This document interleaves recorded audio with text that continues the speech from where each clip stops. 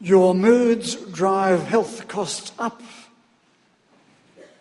but a new faith could keep them down. Anyone taking a look at that topic would probably say, how ridiculous. Are we again rejoining and regressing to that religion of the 1930s where there were plenty of people who would say, if you have faith, you wouldn't have any need for doctors? That's nonsense. We know that. These days we certainly have need for the doctors, and early at that. And perhaps that doctor will now be likely to ask questions not only about your physical symptoms, but also about your lifestyle, about your mind, and maybe about your moods. We all know this. Most of us worry. We worry too much. We worry ineffectively. We know that.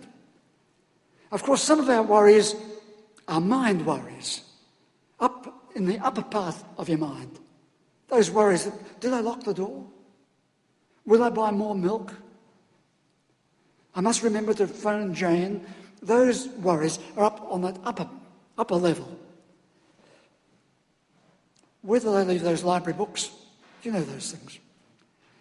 But there is that huge wagon load of worry that sinks to the lower parts or into the depths of your mind and become turned into moods, deep moods that affect your whole disposition, affect your marriage, your family, your motivation at work. So you go to your doctor, of course. Tests are done, costs are incurred. Then you begin to worry about your workload, too much.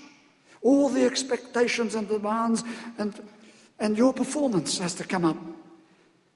And your work demands then clash with your family commitments. There it is. Stress settles into your system. So off to the doctor you go. Tests are done. Costs are incurred.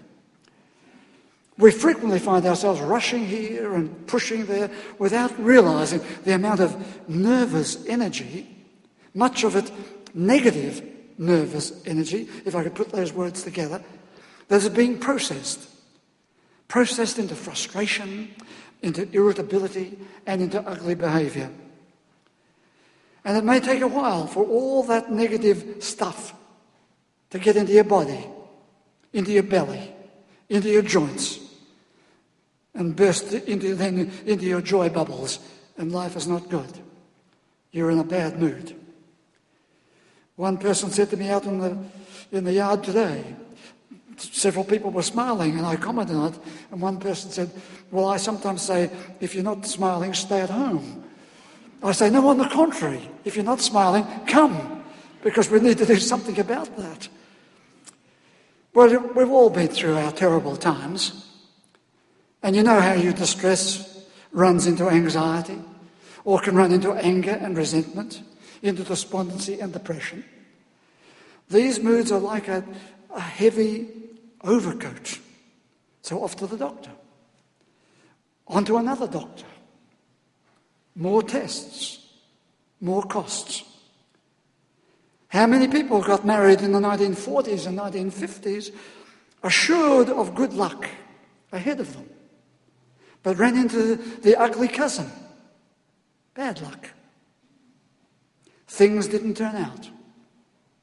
I read the other day that over 50% of marriages that began with all the bells ringing now face divorce.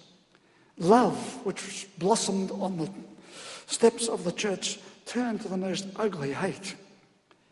Early enjoyments turned to flatness and emptiness. And the moods generate various problems that affect your health and your well-being. I read in another magazine, American magazine, that nearly 40% of children, in America this is, 40% of children are born to unmarried parents, as opposed to 6% in the 1960s. That's a huge jump. And the right to happiness, you see, can become a route to conflict and worry. One parent with one or more children.